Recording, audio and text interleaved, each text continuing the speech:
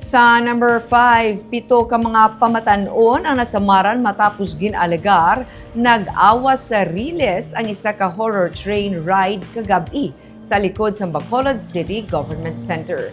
Sa inisyal nga impormasyon, ang mga biktima ang nag-awas gikan sa ginasakyan nga train, rason nga nakaangkon sila sa mga pila sa lawas. Gindala naman ang mga biktima sa ospital, kagyara na sa estable nga kondisyon. Sunod kay Mayor Greg Gasataya, pagasabton sang Carnival Management o kung tag-iya sang horror train ang tanan nga gasto sa pagpabulong kag pagpaayo sa mga nasamaran nga kabataan.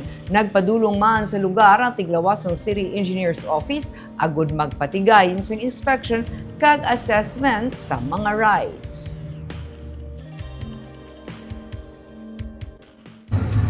I was informed, I think the operator of the carnival was the one na provide sang tanan assistance sa mga nagkala pilasan.